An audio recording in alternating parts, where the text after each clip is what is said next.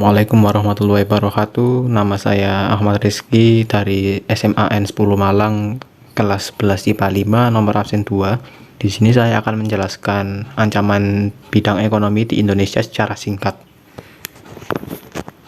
Ancaman bidang ekonomi di Indonesia pada dasarnya dibagi menjadi dua bagian besar, yaitu faktor internal dan faktor eksternal. Faktor penyebab ancaman di bidang ekonomi secara internal yaitu masalah ekonomi yang terjadi di dalam negeri seperti ekonomi yang tidak jelas, kondisi politik dan hukum dalam negeri, kurangnya ketersediaan infrastruktur, banyaknya pengangguran, serta adanya inflasi. Sedangkan faktor penyebab ancaman di bidang ekonomi secara eksternal adalah faktor yang mengancam perekonomian sebuah negara dari luar. Di antaranya sumber daya manusia yang kalah saing, masalah ekonomi negara yang berpengaruh, dan ketidaksiapan menghadapi globalisasi. Saya mengambil contoh kasus nyata yaitu kasus korupsi temuan uang saat OTT anak Alex Nurdin. KPK periksa sejumlah pejabat hingga pengacara. Saya menyertakan linknya di sini, bisa kita lihat.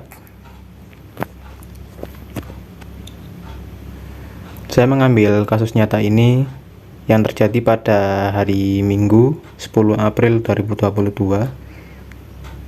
Bisa kita lihat sebab terjadinya kasus ini yaitu adanya perintah Bupati Dodi untuk memenangkan pihak rekanan serta penerimaan sejumlah fee proyek. Kita kembali lagi.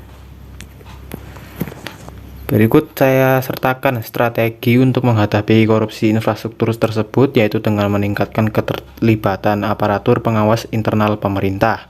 Yang kedua, menggencarkan sosialisasi tentang pencegahan korupsi, baik kepada dunia usaha, kepala daerah, maupun para anggota dewan. Dan yang terakhir yaitu menjatuhkan hukuman yang lebih berat kepada koruptor infrastruktur. Peran pemerintah yang dapat dilakukan yaitu mengoptimalkan bahan baku dalam negeri sehingga tidak bergantung kepada impor.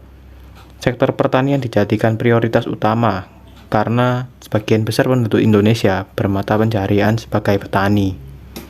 Perekonomian harus berorientasi kepada kesejahteraan rakyat, tidak menggantungkan diri pada organisasi multilateral seperti IMF dan Bank Dunia.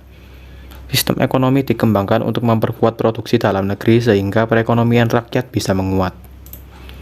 Peran yang dapat dilakukan oleh masyarakat untuk mengurangi tingkat kemiskinan di wilayah Indonesia dan meningkatkan tingkat kesejahteraan dengan cara memberikan lowongan dan lapangan pekerjaan kepada warga dan masyarakat yang masih menganggur, agar indikator keberhasilan berupa memberikan pekerjaan kepada mereka yang membutuhkan serta mengurangi tingkat kemiskinan agar tidak memiliki pekerjaan.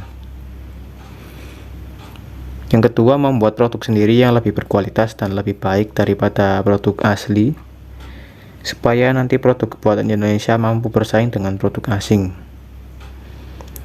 Yang ketiga, memberikan pendidikan yang layak untuk generasi penerus bangsa, serta menumbuhkan kesadaran akan pendidikan dan ajaran positif di sekolah agar mencetak sumber daya manusia yang berkualitas. Yang keempat, membayar pajak tepat waktu untuk mengurangi ketimpangan ekonomi suatu negara. Terima kasih, itu saja yang dapat saya sampaikan. Mohon maaf bila ada salah kata dan kurang berkenan di hati, saya mohon maaf. Wassalamualaikum warahmatullahi wabarakatuh.